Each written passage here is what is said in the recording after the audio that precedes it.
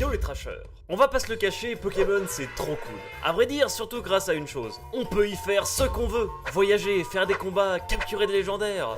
Mais cette richesse a un prix. Le jeu est alors plus difficile à créer pour les développeurs, car qui dit plus de contenu dit également plus de chances d'avoir de bugs. Les jeux Pokémon n'ont pas échappé à cette logique et en sont remplis.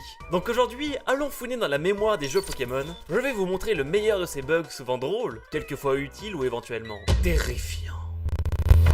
Les Pokémon fabuleux. Parmi les Pokémon légendaires, il y a une petite catégorie que l'on ne peut normalement pas capturer en jeu. On les appelle les Pokémon fabuleux et comprennent par exemple Mew, Celebi, Arceus ou encore Genesect. En général, le seul moyen de les avoir est de les récupérer lors d'événements comme des conventions, mais pour Mew, c'était pas du tout le cas à l'époque. Alors on pleurait, seul, dans son coin, en voyant ceux qu'il avait eu un trichant se la péter devant tout le monde. Mais il existait une solution. Alors non, il ne fallait pas le chercher derrière ce camion, il fallait faire bugger le jeu. Des méthodes, il y en a plusieurs, mais parlons d'une présente sur une cartouche française nommée le bug du croupier. Il faut tout d'abord se placer devant ce souterrain sur la route 8, à l'ouest de l'avant-ville. Faites un pas vers le bas et appuyez sur Start avant d'avoir fini votre pas pour ne pas se faire défier par ce croupier. Faites vol pour Azuria et au moment où le combat devrait s'enclencher, rien ne se passe, car vous êtes trop loin. Donc là, on est à Azuria et on est censé combattre contre ce gars-là à l'autre bout de la région. Autant vous dire que votre jeu n'apprécie pas trop. Bon maintenant, allez sur la route 25, défiez ce gamin, puis retournez à l'avant-ville. Et dès que vous mettrez un pied sur la route 8, le menu s'ouvrira tout seul. On le referme et tada, un Mew sauvage de niveau 7 apparaît. Mais du coup là normalement vous êtes content parce que vous aviez jamais réussi à avoir Mew à l'époque, mais aussi dégoûté parce qu'en 2016, tous vos potes s'en foutent que vous ayez capturé un Pokémon fœtus. Un autre Pokémon fabuleux que l'on n'a jamais pu avoir était Celebi de la deuxième génération. Et bah sachez que lui aussi on peut l'obtenir grâce à des bugs. Bon, contrairement à Mew, la méthode est ultra galère donc je vais pas vous l'expliquer précisément. Comprenez juste que c'est une des applications de la méthode du clonage que je vous détaillerai un peu plus tard dans la vidéo. Rajoutez à ça un peu de manipulation de mémoire, une utilisation excessive de la pension Pokémon et paf, ça fait un Celebi. Dit comme ça a l'air simple, mais bon sang que c'est compliqué. Il est temps de parler du Pokémon le plus puissant, charismatique et badass de tous les temps. Shaymin? Ouais, non, bof. À vrai dire, je pensais plutôt à Darkrai. Mais bon, dans le fond, tu as raison, le glitch permettant d'obtenir l'un marche avec l'autre, à quelques différences près. Dans Pokémon Diamant, on peut avoir Darkrai grâce à un pass distribué lors d'événements comme des conventions, nous donnant l'accès à l'île Nouvelle Lune, sur laquelle il réside. Sauf que bon, ce pass est absolument plus distribué, donc la seule façon d'avoir Darkrai sur une version européenne consiste à ouvrir un couloir spatio-temporel vers le néant grâce à votre bicyclette.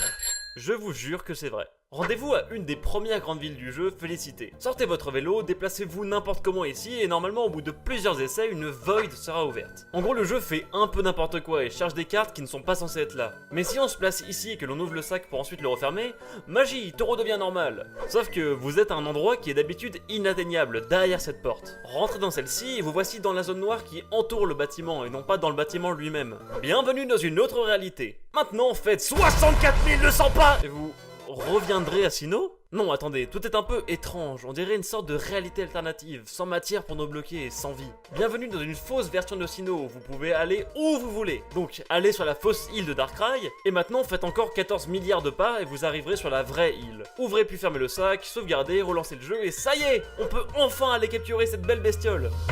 Les bugs débiles. Parce qu'on est d'accord, c'est toujours rigolo de voir notre jeu faire n'importe quoi. Déjà, sachez qu'on peut mettre notre canne à pêche dans bien plus d'endroits que vous ne pensez. Par exemple, sur une statue ou dans un dresseur. On peut aussi être coincé dans un arbre si on sauvegarde là où on en a coupé un puis qu'on relance le jeu. Je suis l'arbre, l'arbre est moi. Sinon dans Pokémon Or, allez parler à ce Machoke, ouvrez la boîte jetons et là le jeu se relance. Avec des couleurs toutes cheloues. C'est plutôt marrant, surtout que si vous regardez bien l'écran titre, on dirait que Oh-Oh porte des lunettes de soleil. Ce Oh-Oh est presque aussi beau que moi. Un autre bug rigolo que vous connaissez sûrement est celui de l'île bug. Pour y aller, c'est assez simple. Rentrez dans le parc safari, allez pour en sortir et au moment où ce charmant monsieur vous demande si vous voulez sortir, dites non. Maintenant, sauvegardez, relancez la console, puis ressortez du parc. Et là, ce monsieur, toujours aussi charmant, vous demandera « Oui bonjour, vous voulez rentrer au parc safari ?» Alors que vous êtes déjà dedans. Non mais quel filou. Répondez-lui « Non !» et vous pourrez sortir du parc. Là, l'objectif est d'aller sur une route où il y a le moins de bâtiments possible. Comme ça, le bug a plus de chances de se produire. Allez-y et marchez, marchez encore, et là, la voix du safari vous annonce que votre safari est terminé. Bien, c'est curieux ça. Validez, sortez du bâtiment et bienvenue à l'île bug. Bon, ce qu'il faut savoir, c'est que ça sert à rien du tout d'être ici. Mais bon, c'est rigolo. Il existe une variante vraiment cool de l'île Bug vous permettant de traverser les murs. Refaites la même manip que tout à l'heure mais avec un seul Pokémon, ayant au moins 150 PV et empoisonné. Une fois que vous sortez de la cabane du safari, vous devez faire 500 pas pour que la voix vous dise de rentrer. Mais cette fois-ci, faites-les devant le centre Pokémon de Parmanie et faites votre 500e pas en passant par-dessus la bordure. Et là, quand vous serez ramené dans la cabane du safari, vous serez capable de voler car le jeu croit que vous êtes encore au-dessus de la bordure. Maintenant, marchez, sans sortir de la cabane sinon la console va planter, et attendez que votre Pokémon meurt du poison. Oui, servez à ça. Une fois fait, vous voilà devant le dernier centre Pokémon visité avec la capacité de traverser les murs. Et ça, c'est trop marrant. Allons jeter un coup d'œil du côté de la 4ème génération. Premièrement, sachez que si vous utilisez du miel dans un magasin, eh bien le vendeur ne dira tout simplement plus rien quand vous lui parlerez. C'est logique. Deuxièmement, voici un bug que vous n'avez sûrement pas vu, même si vous l'avez peut-être déjà fait se produire. En combat, dès que votre Pokémon utilise l'attaque façade, son sprite, en gros son image, s'élèvera de 1 pixel. Donc refaites l'attaque plein de fois et votre Pokémon volera. Enfin, voici un dernier bug que je trouve vraiment génial sur cette génération. Il consiste modestement à faire s'activer tous les effets météo du jeu en même temps. La manip est pas simple, mais si vous réussissez, vous pouvez combattre avec le brouillard, la grêle, le soleil, la tempête de sable et la pluie simultanée. Autant vous dire que ça fout bien la merde pour les capacités qui dépendent de la météo. Encore pire, si vous envoyez un Morpheo au combat, qui est un Pokémon qui change d'aspect selon la météo, il va tout simplement bloquer le jeu en alternant entre sa forme soleil et pluie à l'infini. Bravo Morpheo, on t'applaudit. Passons maintenant sur Pokémon Emerald où il est possible d'utiliser la baie grenade pour faire bugger le jeu. En fait, celle-ci permet en gros de réduire la quantité de points de vie d'un Pokémon quand elle est utilisée. Si on s'en sert sur un Pokémon déjà à 1 PV, on peut le mettre KO. Mais si c'est notre seul Pokémon, le jeu ne va pas nous renvoyer au centre Pokémon genre oh là là, il faut le soigner. Non, non, vous pouvez vous balader avec dans Hoenn, ce qui est normalement impossible. Pas mal d'autres applications de ce bug existent. Si en plus de notre Pokémon KO, on se traballe avec un œuf, on peut engager un combat avec un œuf. Enfin plutôt le Pokémon dans l'œuf, avec les couleurs de celui-ci. On peut donc faire évoluer son Pokémon avant même qu'il éclose et obtenir par exemple un Tyrannosif de niveau 5. LOL. La 5ème génération n'est pas en reste. On peut se mettre dans un dresseur si on lui fonce dessus en surfant. Ah oui, autre truc vraiment très rigolo et surtout ultra facile à faire, allez dans la tour céleste au 2ème étage et appuyez sur B. Plusieurs fois. Oh mon dieu! Les bugs gênants. Autant les bugs montrés avant étaient cool, autant ceux-là sont juste pénibles pour le joueur. Je ne parlerai pas des bugs qui font planter le jeu, voire même suppriment la sauvegarde, mais plutôt de bugs comme celui des légendaires mouvants de la 3ème génération. En fait, certains Pokémon légendaires sont dits mouvants, c'est-à-dire qu'ils ne sont pas à un endroit précis de la carte, mais se déplacent de route en route. Déjà qu'ils sont assez galères à choper, vous aurez le malheur de voir que leurs statistiques en attaque, vitesse et défense sont tout simplement nuls à chier. En fait, chaque statistique de Pokémon dépend entre autres de ce qui s'appelle les IV, qui vont de 0, pire valeur, à 31, meilleure valeur. Ceux-ci sont en gros les aptitudes naturelles de nos Pokémon et ne sont pas modifiables. Sauf que, à cause de ce bug, vos Pokémon auront au maximum 7 IV en attaque, et 0 dans toutes les autres valeurs excepté les PV. Autant vous dire qu'ils deviennent vraiment inutilisables en stratégie Pokémon. Pas vrai Fildong? Tout à fait mon cher. Toujours dans la 3ème génération, il existe un bug qui peut venir soit de manière aléatoire, soit lorsque la pile présente dans les cartouches est épuisée. Il s'appelle le bug de l'horloge. Alors lui, il empêche tout simplement les événements relatifs au temps se produire dans le jeu. Ça a l'air de rien, mais croyez-moi, ça pourrit complètement votre aventure. Les baies ne poussent plus, les mecs qui vous disent « Hey, j'ai un truc pour toi, mais repasse demain », et bah en fait ça marche pas du tout et il n'y a plus de période de solde. Enfin bref, vous m'avez compris.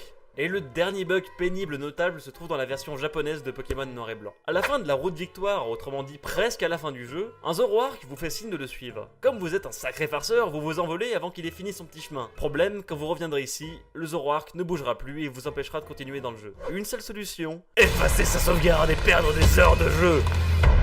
Les bugs utiles. On arrête de se faire du mal, voici maintenant quelques bugs qui nous rendent bien service. Il est possible de faire bugger son Magnéti de 2ème génération en l'envoyant sur le jeu Pokémon Stadium 2, et ensuite vers un jeu 1ère génération. Il n'est alors plus de type électrique acier mais devient électrique feu, et c'est quand même ultra stylé. Dernier petit truc sympa dans la rangée, la possibilité d'avoir un Pokémon juste invincible. Déjà, votre Pokémon doit avoir l'attaque vol ou tunnel, qui sont des attaques qui fonctionnent un peu de la même manière. Pendant un tour, le Pokémon est intouchable, puis frappe au second.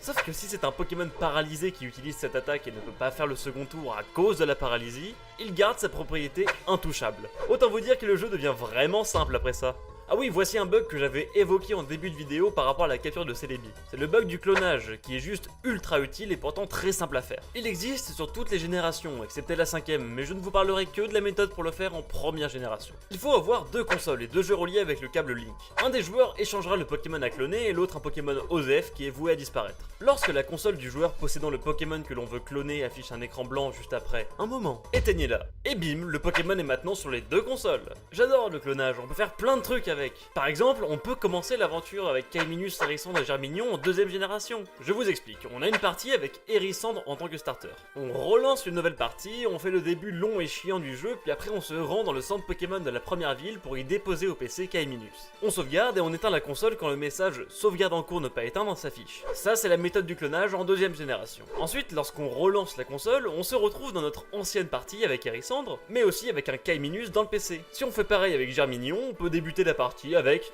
tous les starters. Voici maintenant le dernier bug utile, et pas des moindres, sachant qu'il peut vous permettre d'avoir des Pokémon de niveau 100 à l'état sauvage. Dans les premiers jeux Pokémon, allez parler à ce vieux et répondez non à sa question, si bien qu'il vous montrera comment capturer un Pokémon. Ensuite, volez à Cramoisil et utilisez Surf sur la rive droite. Sillonnez cette même rive et maintenant, différents Pokémon peuvent apparaître. Certains seront de niveau supérieur à 100 et sont capturables, mais redeviendront niveau 100 lorsqu'ils gagneront un niveau. Ce qu'il faut savoir, c'est que l'espèce de Pokémon qui va apparaître dépend de votre nom de dresseur. Par exemple, on peut faire apparaître un dresseur possédant des Pokémon tout buggés si on s'appelle comme ça. Mieux, si on s'appelle Askens, MDR c'est moi, on peut rencontrer le Pokémon bug le plus connu et sans doute terrifiant de tous, Missigno. Car oui, des fois les bugs, ça fait peur. Les bugs flippants. Parce que quand le jeu fait n'importe quoi, c'est parfois trop pour nos âmes sensibles. Dans Pokémon Noir et Blanc en version japonaise, lorsque vous serez en train de battre la reine de Méanville, un phénomène plutôt étrange se produit. En effet, cette femme reste sur les rails alors que ce wagon arrive. Elle reste jusqu'au bout. Toujours dans Pokémon Noir et Blanc, rendez-vous au café de la ville de Maillard. Sur le pas de la porte, tournez-vous vers le bas et appuyez sur A. Une boîte de dialogue s'ouvre et vous dit « It looks like a cabinet full of Pokémon goods ». Mais il n'y a rien ici, si ce n'est ce vide profond et noir comme de l'encre, là où nous regardons. Mais le pire reste à venir. Lancez Pokémon Vert et faites le début du jeu normalement. Votre premier combat, la musique heureuse et entraînante, le colis du prochain et ce brave monsieur qui nous offre une potion, tout semble être normal. Mais stoppez-vous. Ouvrez votre sac, placez le curseur sur le deuxième objet qui est le colis du prochain et appuyez sur Select. Ensuite, 2 fois sur B. Maintenant, rencontrez un Pokémon sauvage et rendez-vous dans l'onglet Pokémon. Appuyez sur A, tout commence à devenir un peu plus étrange. Ouvrez maintenant le menu combat, mais vous sentez votre courage vous abandonner et vous fuyez le combat. D'ailleurs, vous ne vous contrôlez plus vraiment. Vous sentez comme une envie de foncer vous fracasser contre ce mur. Encore et encore, jusqu'à ce que vous passiez au travers. Vous êtes désormais condamné à écouter cette mélodie sortie des enfers. Pour l'éternité.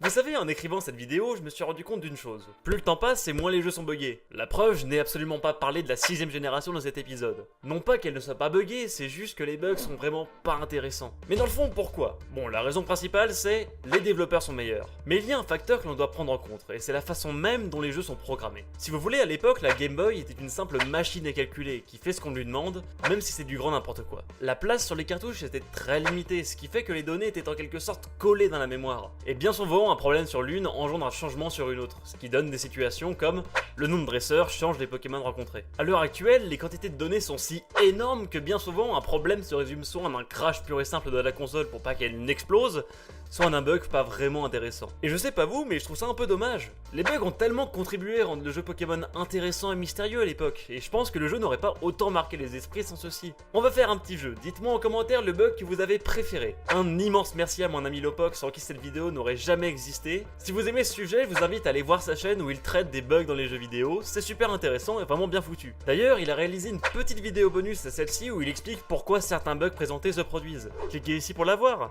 Bref, abonnez-vous à Trash Pokémon Trash à ma chaîne si vous voulez nous soutenir, faites pleuvoir les pouces bleus de l'amour et partagez la vidéo sur les réseaux sociaux. Allez, à bientôt les amis!